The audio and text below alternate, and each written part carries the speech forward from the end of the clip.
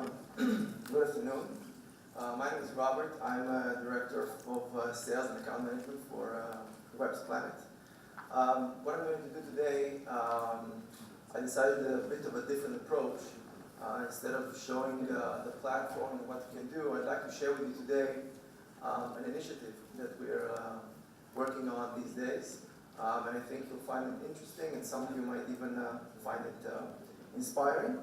But before that, a few words about Web's Planet. Web's Planet was established in 2004.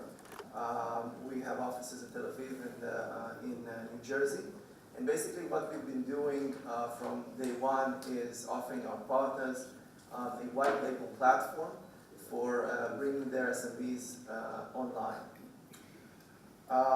We work with some of the largest companies in the world, including YP.com, which is formerly AT&T Interactive. Here in Asia, we work with BBC and Get It. And in the last few years, we also started to work in different verticals. We started serving the hosting industry, serving customers there. Recent year, we partnered up with a company called Verio. Verio is an entity communication company. And we've been serving hosting companies and telcos through them. Also started to work with other digital companies like Digital4You in Greece and InternetX, which is a big reseller for hosting and domains based in Germany. From the very beginning, Web's Planet has been a very innovative company. It's actually the first to invent this category of a white label platform that enables directory businesses, by the way, to bring their customers online, allowing them to do this switch from digital into, from print into the digital. The Israeli Yellow Pages, now Zap Group, was the first customer, and we grew sense with big customers such as Yale, Peugeot, and others. We were the first to provide a platform that creates a complete online presence, meaning websites, mobile sites, and social sites built into the same platform. We were the first to introduce automated tools that create a website basically with zero operational costs. You just click a button, you capitalize on the information you already have in the database, and you have a ready-made website that can be used via do-it-yourself or do-it-for-you full-service scenarios. And the responsive design that was mentioned here a few times during the conference, we're the first to provide responsive design through a platform for mass production. So we figured, let's do something new. But this time, not something new from the product point of view, but more of something new business-wise.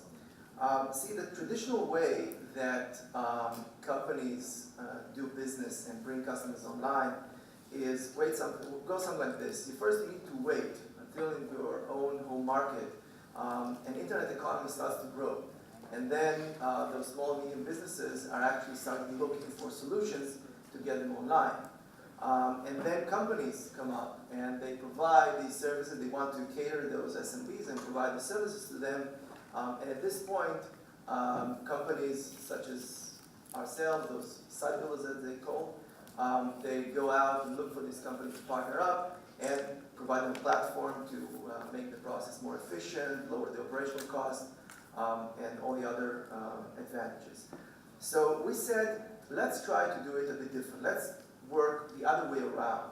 Let's try to find a partner that is visionary enough to start a nationwide project and bring all the small and medium businesses that he has in his local market to bring them online. And that will create the growth in the internet economy. So we asked ourselves, and I'm sure that you also asked yourselves, why should such a strategy work? And come to think about, it should work because we all know that businesses that come online, they perform better. They perform better because they are found and engaged by their target audience more efficiently. They perform better because they expand their geographical footprint. They start to sell, for example, either in their domestic markets or overseas in many cases. They hire more and they hire more qualified employees, and generally they improve and automate business processes, creating even further growth using even more tools online. And the SMEs themselves, they are the key to the economy because in most countries, the SMBs form about 90% of the enterprises in that market. Their contribution to the GDP is very crucial, more than 50% in most cases and much more in some cases. They enable the employment growth. Well over 50% of the private market's employment are based on small, medium businesses. And they introduce innovations and diversification.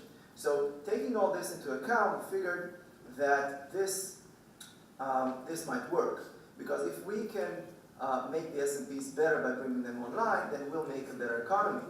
And therefore, we'll not only grow, but those visionary companies that will join this vision will actually be able to own it, because they'll be able to grab the position of being synonymous with online presence in their target market, and in the end of the day, owning a very significant portion of this online market. So we set off to find the partner to work with us, and we found it this year, and I'd like to share some information with you. This is Azerbaijan. Azerbaijan is the largest country in the Caucasus area. It's an Asian country. It sits on the border between Asia and Europe. Some numbers. Its population is around 10 million, just under 9.3 million. The GDP per capita is just over $10,000 US. Its internet penetration, that's an interesting part of the information, is over 50%, which is quite high. But we found that it still has a lot of potential, especially in terms of SMBs coming online, which is underdeveloped there. A very high mobile penetration. And as I mentioned, our goal is to partner up and bring all those SMBs online and grow the economy. So how do you do that? How do we decide to bring all these SMEs online, offering and go to market? I'll just note that this is very specific. It's not a recipe.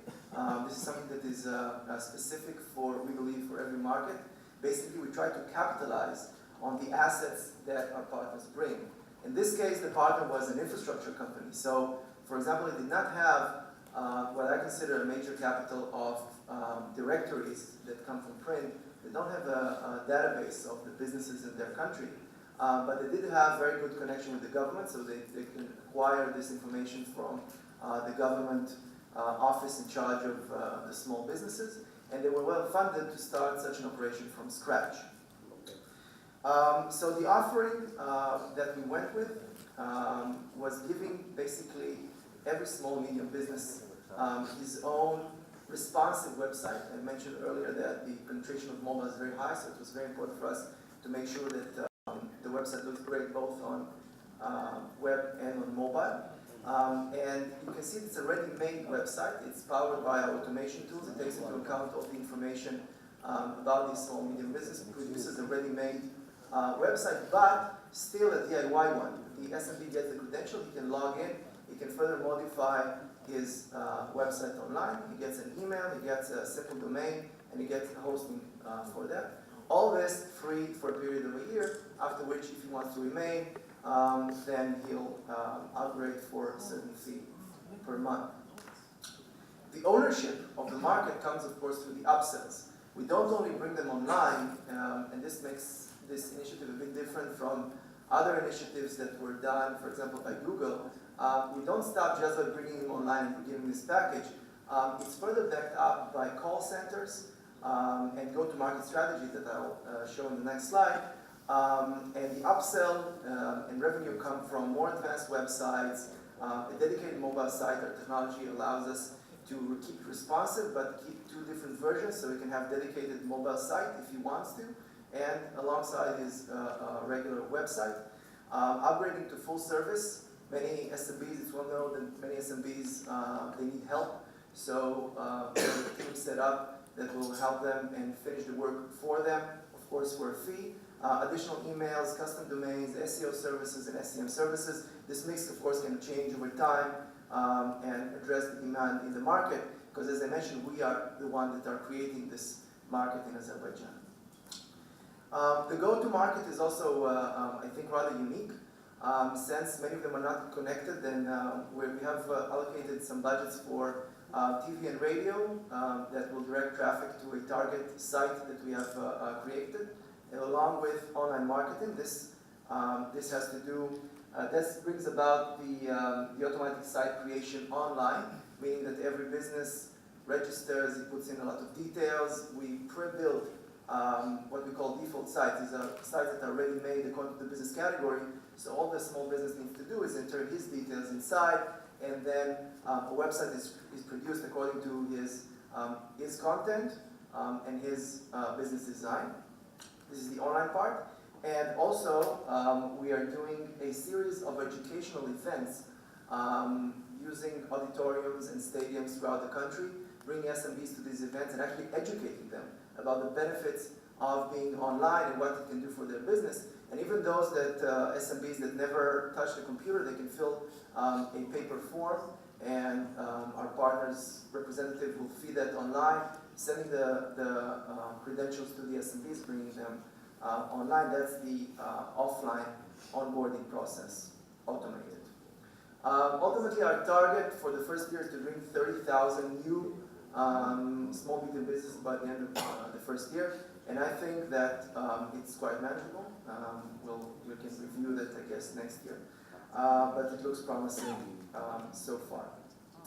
What is exciting for us in this project is that a platform provider, I think it's for the very first time, as a platform provider, we have taken a very active role in bringing those SMBs online.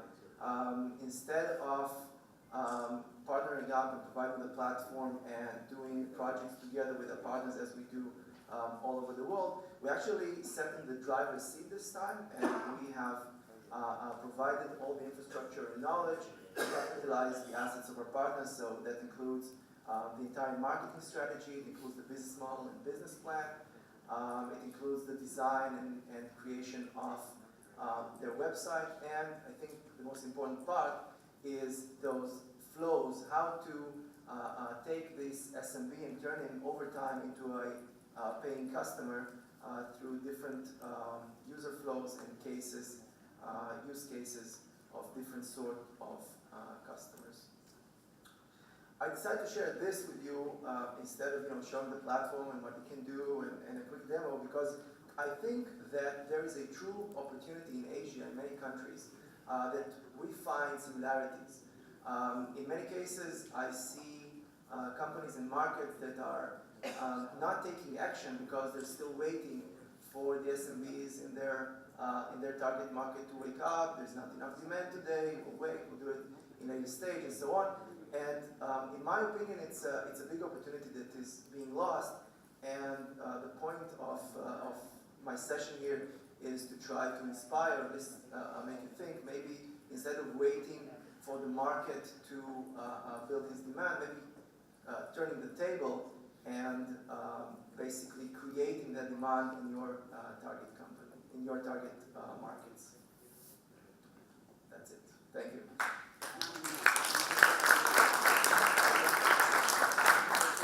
Any questions or later? Yeah. So, do you have any results? I know I'm asking you a question, something to think about at the end, perhaps, unless you can say it very quickly. Do you have any results from the whole Azerbaijan effort? Well, or not yet? At the moment, not yet. The only reference that we do have is actually based on some of another company. You need to turn it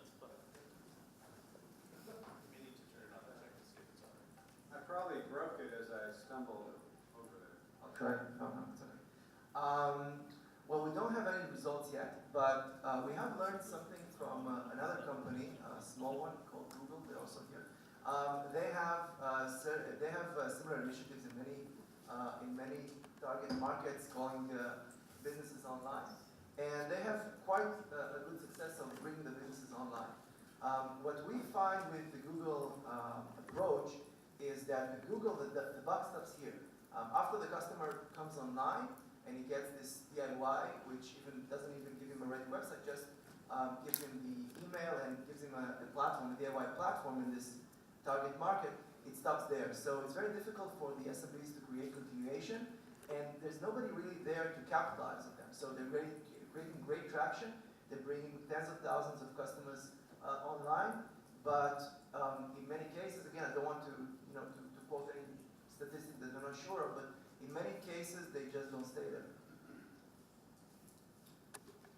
Do you, I mean, that's kind of a bet the farm on some of this, isn't it? I mean, that's a big financial bet for you guys to try and light up a whole country. Well, it is. That's why the partner is very important. I mean, it's not that... Is it the country of... It's not the country. It's a private company. It's a private company. It's kind of a big company. It has, quite significant resources. It's the same company. I mean, it's part of the philosophy of also the partner. I mean, they've also invested a lot in infrastructure there that has to do with, buildings and transportation, things like that. So they also want to build the infrastructure of the internet. And one of the things that we also managed to convince them, basically, because we also believe in, that the more SMBs are online, then this whole ecosystem around. Well, it's like building infrastructure. Correct. Yeah. Exactly. Okay. All right. So I'm going to give about a 15-minute demo of Buzzboard. How many of you know what Buzzboard is? Raise show. Just a couple of you. Okay, good. So when I'm not doing forecasts and helping Oscar run conferences and doing industry analysis stuff and doing some private consulting, I spent a lot of time working for vSplash, which is the company that created this tool called Buzzboard. So what it is essentially a sales engagement tool at the end of the day. It does a lot of work that sales reps should be doing, or they're doing, and it saves them a lot of time. Back in January of this year, when I met with the company owner, a guy named Umesh Tibrewal, who some of you know, he runs his business out of Hyderabad and out of New Jersey. There were about 100 users, sellers on the platform. There are now 1,500 users, mainly in the US, using the platform. It's sold on a SaaS model, a sales as a software model, so it's a monthly license fee per sales rep. And I'll give you a quick demonstration and tell you some of the results in a few minutes. So the tool allows the rep to do a lot of work that they would otherwise have to do. A few minutes ago, I put in this roofing company in my hometown called DeMello Roofing. I'll just show you how quickly you can add another listing. I could put in the business name of plumber, if I can spell correctly, in San Rafael, where I live in California. And we can search for a plumber, and in that area, and we'll pick this one here, and we'll confirm that, and we'll run an audit on that one as we sit here. And you'll see how long it takes. Over here, as you can see, it's got a P next to it. This one over here, Gatelli, the Italian name, it's running in the background, and we'll come back to it in a minute. These numbers over here are the score. How good is the digital presence and performance of this merchant's business, okay? That's what the scores are. And this money here, that's an estimate based on the publisher's set of products of what the sales opportunity is. So that's what those numbers are. The audit is the heart of really what is going on here. And what it does is it takes a look at all these factors. There are about 100 parameters that it analyzes in fairly quickly time. We'll see if that one's done yet. It's not done, but it'll be done in a minute. And it looks at a bunch of factors to say, how good is this business's presence, digital presence, in the world or in the marketplace? And the way the number is generated, remember it's got this 60 number over here? So all of the parameters have a different score, okay? For instance, if they were indexed in Google, but not in Yahoo and Bing, their whole score would be higher than if they were indexed in Yahoo and Bing, but not in Google. Why? Because there's more traffic within Google. So we've made an assessment of the importance of these factors. You can also see down here that in fact they're doing nothing in Facebook, nothing in any of the social media, but they are doing stuff and they've claimed their listing in a couple of the local directories. And we can simply tap on that and look at the business listing on, for instance, Google. Or we can look and see how they're doing on Yelp. Yelp, how many of you have heard of Yelp in the US? Yelp is, I don't know, it's probably a top 10 site in the US in terms of traffic, direct traffic. I'm not looking at it. It's an important site. I'm looking at you, but you're not there. You're asleep, so that's okay. No, it looked like you were looking. No, I'm not. No, Yelp is one of the top. It's one of the top domains in the US, particularly for local search. Anyway, so here's their site. And what the tool allows the rep to do is now have an engaging conversation with the merchant about their digital presence, which I showed you. And it will even say that they have this generally works, sometimes the connection's a little funky. But there's their mobile site. So now the rep can say, oh, and it looks like you've got a pretty good optimized site for at least an iPhone, in this case. You can also look and see how well that site is built. We'll quickly go back here. See now Gatelli got a 60 as well, so we'll see theirs if we want. But here's their performance. So these are other factors that are taken into account to build the score. And it's doing all of this work in about 2 minutes it takes to do an audit of the site. Now if a sales rep, were to do the analysis necessary to do the same analysis about this merchant's digital presence and performance, it would take them, an hour or two. More to the point, they may never do that work. So it either saves the rep a bunch of time that they're already spending today, or it does work that they should be doing in order to prepare for the customer. And a number of the partners in the US are finding it extremely effective in helping the reps gain more trust and more confidence, which are the two hallmarks of successful selling in the marketplace. And then we can look and see, well, are they buying any Google AdWords? And this suggests that they're not. This X up here, as you can see, says they're not actually running a campaign right now.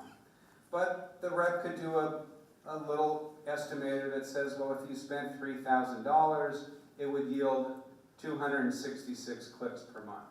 So you can start to have an engaging conversation. Where the tool gets really powerful is to enable the rep to talk about potential competitors. So we're now going to see who this DeMello roofing company competes with in the same market and in the same category. So it's out there looking and saying, okay, well, it probably competes with Northern Pacific Roofing and probably Crown Roofing, and those are the two roofing companies on there that it competes with. So we're going to add those, and we're now going to be able to compare and contrast how DeMello is doing versus Northern and Crown Ridge. And you can see that, for instance, Northern here in the middle, they don't have a mobile website. Their site's not optimized for the mobile experience. So immediately what this is a selling opportunity. So now the rep has their own customer, which is DeMello, but now they have identified 2 additional prospects to go sell. And we can actually see the Facebook page of this other company, Northern Pacific Roofing, and we can go to our customer and say, look, Mr. Customer, Northern Pacific Roofing is out there on Facebook. Maybe you need to think about having a presence on Facebook and in some of the social engines. Everybody with me so far? Yeah. Okay, any heads? And we can also get rid of some of them if we say, well, Crown Roofing, Crown Ridge is not really a competitor. We simply delete, and we could add and subtract all we want. All of this can also then be sent, built into a PDF, and sent off to the merchant. So instead of the rep, preparing this, you'll see that it'll download in a second. Here's the competitive version of the audit that the rep can now send to the customer. So I could send it to myself.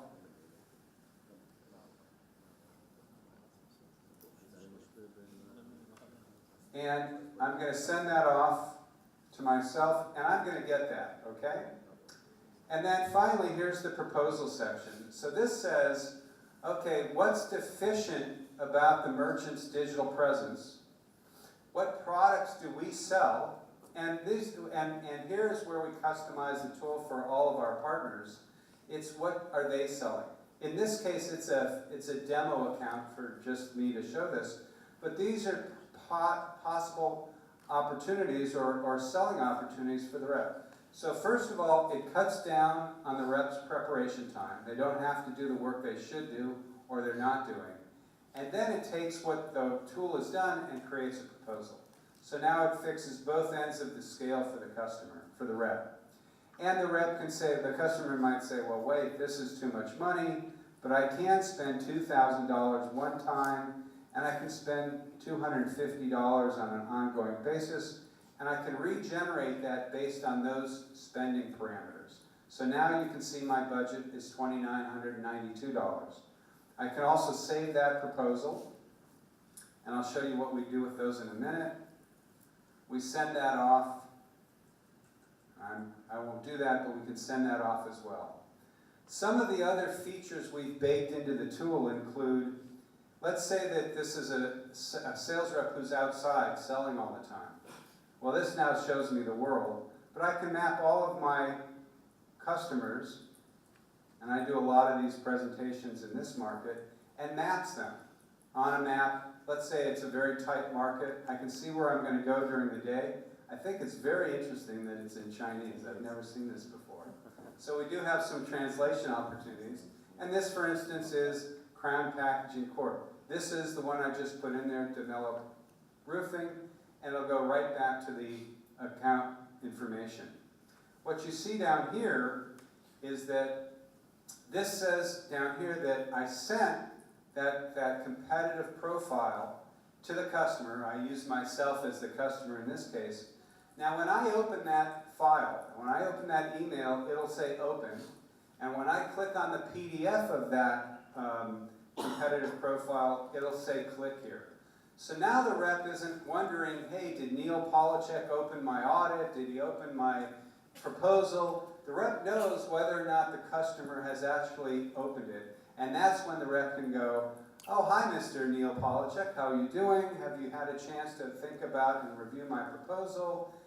Now, we don't teach the reps to say, well, I know you opened it, so I know you've looked at it, but it gives a good buying signal if they've opened it. And we have a number of other tools in here, such as reminders. I can put a reminder in to say, call Neil Polachek about this proposal or collect some pictures from him. I put it in here, it goes into my calendar already. Other tools include notifications that something has been generated. It's really like it will sit on any of your existing CRM platforms. So for instance, we've done integrations with Salesforce.com. There's another big one in the States called BrainWorks that we're doing an integration with. So what we believe is that, and we're working on this with our partners, is that this will sit in the middle of a CRM platform here and a production platform there, and this will really be what the rep gets up in the morning to look at and goes to sleep, and turns it off when they go to sleep. Here's our help desk. This says something's wrong with this account, and you can see that we log all of the help desk requests. So this one has information in here. This was my original, all the way down here somewhere, this was my original trouble ticket, and then we just keep adding to that, and so that there's a paper trail of all the trouble tickets. And we have a whole that you can record a conversation with a customer and collect information. Somebody talked about collecting information. I think it was Paul this morning. So one of the greatest challenges in building digital media for customers is that they don't have their content ready. So you go out there and you say, yes, I want a 5-page website, and then it takes them 6 months to get you the content so you can build the site. Well, with this tool, we can start to collect some of that content while we're out there with the customer. By the way, this is available both in the iPad and Android version, the tablet version, as well as a web-based version. We have a whole training school in here, which is FAQs, tutorials. You can register for the web training. Other features of that include the reminders I talked about. Borrow some stuff from sort of likes and dislikes. This tells us, did this work on that customer engagement? Some facts and figures about the success of the tool. In one of our partner situations in the US, a newspaper company in Connecticut, northeast in the United States, 12 reps used the tool for 30 days, and they generated $200,000 of annual incremental revenue using the tool. Because they were engaging much more deeply with their customers, they were much more well prepared to have the conversations with their customers, and as a consequence, they sold a lot more of product. So we believe the tool is really on its way to being a very important tool in the ecosystem.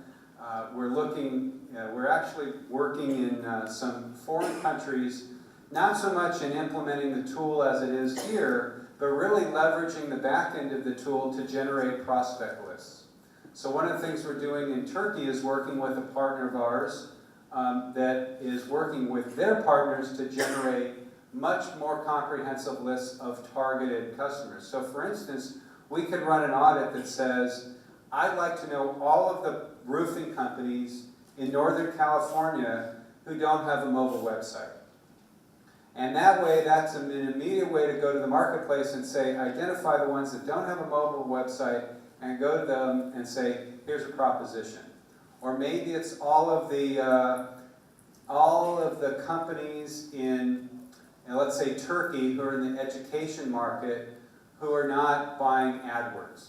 We can identify those, provide them to our partner, and then they can go to their resellers and say, here's a list of 5,000 companies that are doing nothing in Google AdWords or AdWords campaigns. Here's a great opportunity.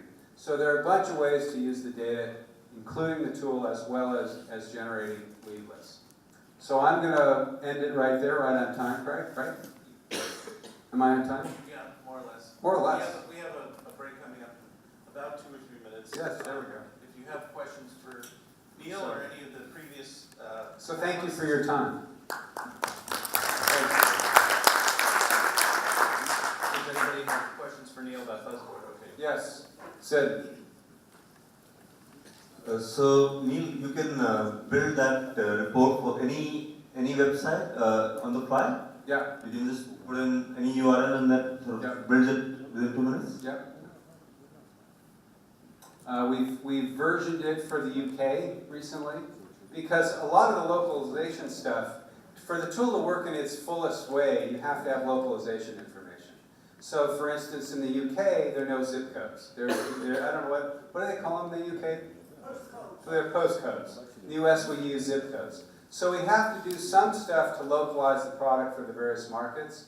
In Turkey, for instance, where we're doing a lot of work right now, we have to do it in Turkish because English is not a big... I would imagine that you have to really go and index the data of a city, right? That's right. And of a country in advance. So have you built these indexes for the whole Well, we can run the audit, okay, for almost any country. We've run it in 10 or 12 countries already. So this morning we were talking about the absence of mobile optimized sites. If you look around the world, for small businesses, that's well into the 90% of all small businesses who have a website but do not have a website that's optimized for a mobile experience. So right there is, 90% of the small businesses out there need an upgrade so that they can be found on all these mobile devices that people are using. Okay, any additional questions for Santosh or I Robert? guess Greg just cut me off. Sorry, I did. That's okay. Done. But you made the point. Everybody got the point. Oh, was I going overboard? No. Any other questions for anybody? For Neil? Cabo. The My question is for the Web Planet guy. Yeah. I Yes. just wanted to find out the cost of creating those free websites. Are you sharing them with the publisher, or who's carrying the cost? The cost of the revenue, sorry. No. The whole infrastructure building, like Neil was saying, they're building the infrastructure. Obviously, it comes up with costs. So I'm saying, who's carrying the cost? Is it the publisher, or is it carried by you guys? No, Why are you sharing the it? partner is doing, he took over all the onboarding, the training, the TV has his relations and assets there. And we're providing the infrastructure in terms of website, the preparation, the training, and everything around that. So it's free. You can just call them up and they'll go build websites for all of your customers in South Africa. No problem. Okay, final question? The, Just with, I suppose, all the fast templated websites, and you suppose you're creating them in 10 minutes and all that sort of stuff, how do we go with the duplicate content issue? I don't know what you're talking about. You know what I'm talking about? You know? What was the adjective? The what content? Duplicate content. We're building all the I don't know that either. duplicate content, having the same content on hundreds of different websites. You mean duplicate content? You call it Jupiter content? Duplicate. Oh, I think, duplicate. I heard I heard Jupiter Jupiter, too. planet Jupiter. Duplicate. Okay, Jupiter. Well, that's an SEO penalty, but who's from Google, James? Can you opine on this issue? You think that there's going to be a lot of duplicate content potentially?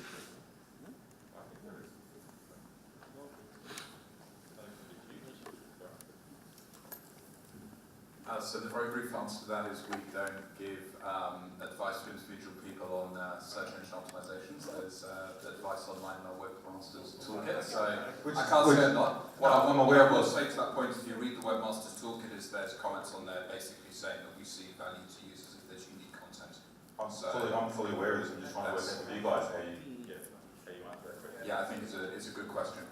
Well, it's a problem, it's correct. It's one of the issues when we use automatic segregation because we use default sites, so the content has to be duplicated. We try to fight it to the best that we can in two ways. One is minimizing that content and optimizing it according to the business categories. So if you're doing a big campaign and you have like 20, 30, 100 business categories, then you have less duplicate content per category. Second thing is that we use it only for the onboarding. We encourage the customer to log in. We capitalize on our DIY capability. We encourage the customer to go in, sending him some tips where to write in some content. Plus, we have the customized information of, for example, his address and business and details, which is unique. So it's a combination of all this, but yeah, I mean, it's an issue. You've got 100 clients there in the same area. So if anyone goes, each one that really cares goes in and tries his best, but in the end of the day, it's not. We deliver the value by calling you out, trying to bring it to the full payment, doing something and so on. All right, we now have a half-hour break. Oscar, is that correct? Half hour? Well, a little, approximately half hour. 4:15. Okay, 4:15. We'll be back in this room. So thank you, and the break is in the same place as this morning.